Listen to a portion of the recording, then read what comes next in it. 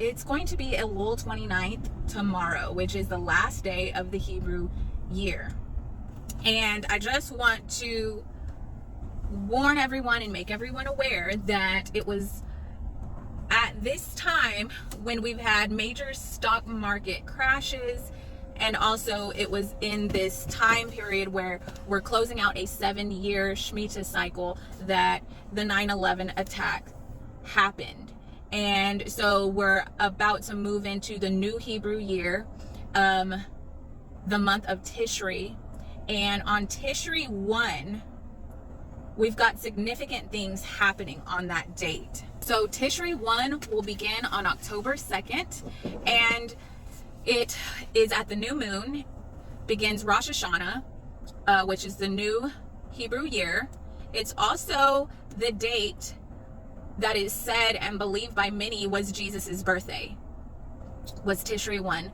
Now, I did a video about his birthday being, I forgot which date. I think it might have been in April. But as I've done further research, and because of the significance of this date landing on this year, I'm starting to feel that this could be the actual date of the Lord's birthday, between those two dates, having done some research. This October 2nd will be Tishri 1, which many, as I said, believe is Jesus's birthday, which would make sense because it's the beginning, right? The beginning. And it's also the Ring of Fire eclipse.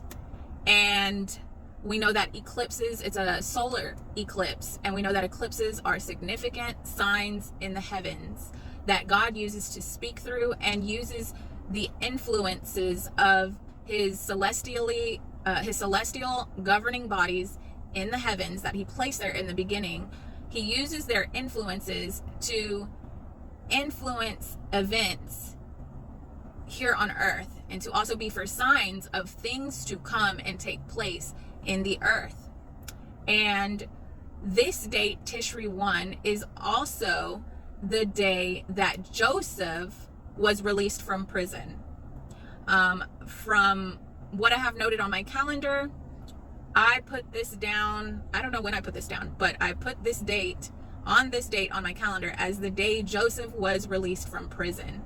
So it's pretty incredible as I'm looking up on my calendar for October 2nd, which will be the new moon, the new Jewish year, the new Hebrew month of Tishri, that I have a lot of big things on this date. This date is also the day of trumpets, and it's considered the day of freedom. So, going into this month of October,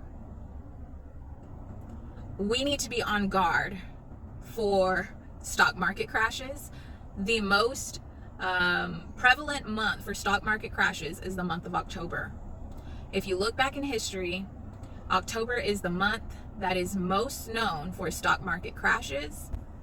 This is definitely a point of concern, but we know that God is, he is a miracle worker, okay? So when things are falling apart, he has a way of using those times as opportunities to bless his people, to bring freedom and deliverance to his people.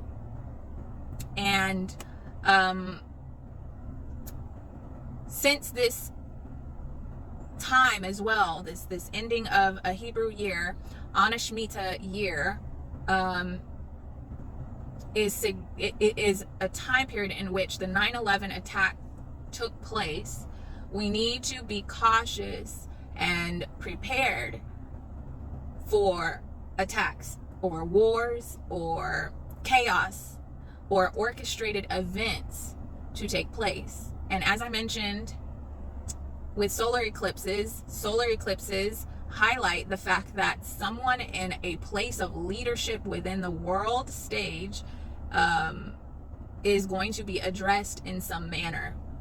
So just be prepared for shocking events. Keep your eyes fixed on Christ. Things, I believe, are about to get crazier.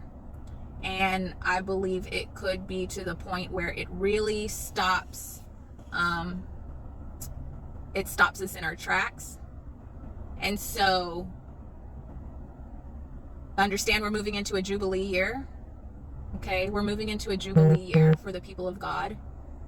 So just know that no matter what we see, what we experience, what happens, we live by faith, we walk by faith, and we continue to believe and move forward, believing and holding to the promises of God that he has spoken to us, and understanding that he is able to perform miracles and to turn around what the enemy has meant for evil and turn it for our good. And he's been repeatedly telling me this for months now. Romans 8:28. So be on guard, be blessed.